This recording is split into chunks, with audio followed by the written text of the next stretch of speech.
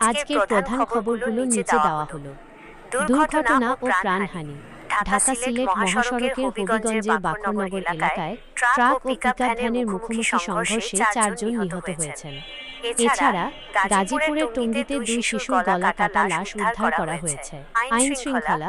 Gazipur safari park থেকে 2টি lemur চুরি করার অভিযোগে 2 জনকে কারাগারে পাঠানো হয়েছে। খুলনাতে ডিবি পুলিশ পরিচয়ে চাঁদাবাজির চেষ্টাকালে 4 জনকে আটক করা হয়েছে। আন্দোলন ও বিক্ষোভ। পলিটেকনিক ইনস্টিটিউটের শিক্ষার্থীরা তাদের 6 দফা দাবিতে দেশব্যাপী রেল অবরোধের ঘোষণা করেছে।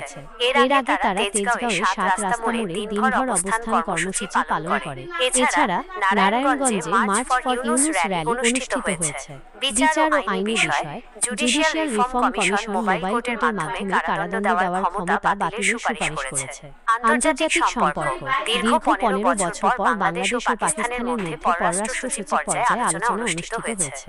বৈঠকে বাংলাদেশ 1971 সালের আগে সম্পদের ভাগ ও মুক্তিযুদ্ধের সময় গণহত্যার জন্য আনুষ্ঠানিক ক্ষমা প্রার্থনার বিষয় উত্থাপন করেছে। অর্থনীতি ও বাণিজ্য। যুক্তরাষ্ট্রের 2 উচ্চপদস্থ কর্মকর্তা ঢাকায় এসেছেন। তারা বাণিজ্য, অন্তর্বর্তীকালীন সরকারের সংস্কার, গণতান্ত্রিক প্রক্রিয়া, রোহিঙ্গা ও মিয়ানমার সংকট নিয়ে আলোচনা করবেন। অন্যান্য, চট্টগ্রামে একটি ব্যাটারি চালিত অটোরিকশা খালে পড়ে গেলে 6 মাসের এক শিশু নিখোঁজ হয়েছে।